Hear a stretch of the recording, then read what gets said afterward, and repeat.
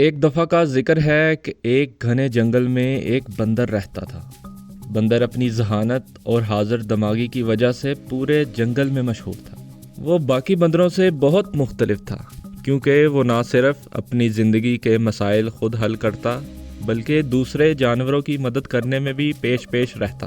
اس جنگل کے قریب ایک گاؤں تھا جہاں لوگ اور جانور اکثر ایک دوسرے کے معاملات میں الجھ جاتے تھے۔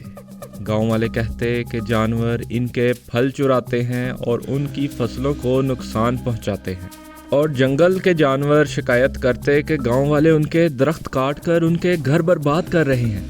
ان تنازعات کی وجہ سے دونوں کے درمیان نفرت بڑھ رہی تھی۔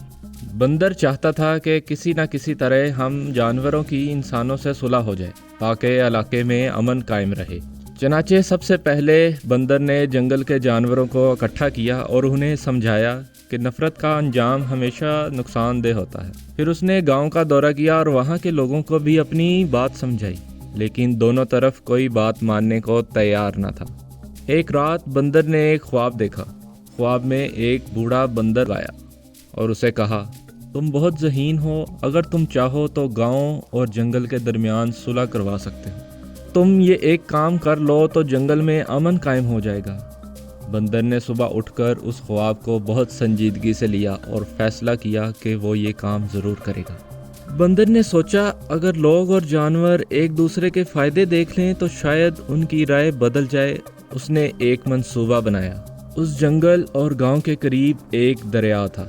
دریا خشک ہونے کی وجہ سے گاؤں میں پانی کی شدید قلت ہو رہی تھی، جس کی وجہ سے جانور بھی پریشان تھے اور انسانوں کی فصلیں بھی تباہ ہو رہی تھیں۔ بندر کو خواب سے معلوم ہوا کہ دریا کے اوپر ایک بڑی چٹان گر گئی ہے جس کی وجہ سے پانی رک گیا ہے۔ اس نے جنگل کے جانوروں کو بلایا اور انہیں کہا کہ ہم یہ چٹان دریا سے ہٹائیں گے۔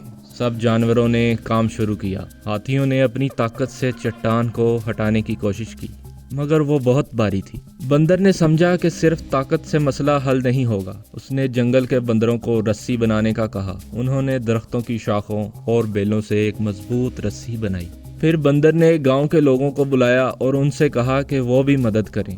گاؤں والوں نے پہلے تو انکار کر دیا، لیکن جب بندر نے انہیں یقین دلایا کہ اس میں ہم دونوں کا فائدہ ہے تو وہ مان گئے۔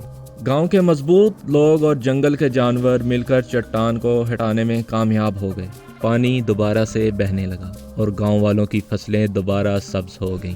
بندر کی ذہانت اور محنت نے نہ صرف ایک مسئلہ حل کیا بلکہ دو مخالف گروپوں کو بھی دوست بنایا۔ اس واقعے کے بعد گاؤں اور جنگل کے درمیان صلح ہو گئی۔ انسان اور جانور خوشی خوشی ایک دوسرے کے ساتھ مل جل کر رہنا شروع ہو گئے۔ گاؤں والوں نے جنگل کے جانوروں کے لیے پانی کے ذخیرے بنائے اور جانوروں نے گاؤں والوں کے کھیتوں کو نقصان پہنچانا بند کر دیا۔ سب نے بندر کو خوب سراہا اور اسے امن کے ہیرو کا لقب دیا۔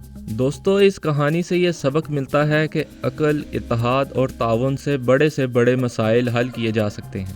دوسروں کے ساتھ مل کر کام کرنے اور ان کے نقطہ نظر کو سمجھنے سے نفرت اور دشمنی کو ختم کیا جا سکتا ہے۔ نفرت اور جھگڑے سے نقصان ہوتا ہے، جبکہ محبت اور امن سے سب کا فائدہ ہوتا ہے۔ ہم سب کو بھی چاہیے کہ آپس میں پیار، محبت اور امن سے رہیں اور ایک دوسرے کے مشکل وقت میں اس کے کام آئیں۔ امید ہے آپ کو آج کی اس کہانی سے کچھ نہ کچھ سیکھنے کو ضرور ملا ہوگا۔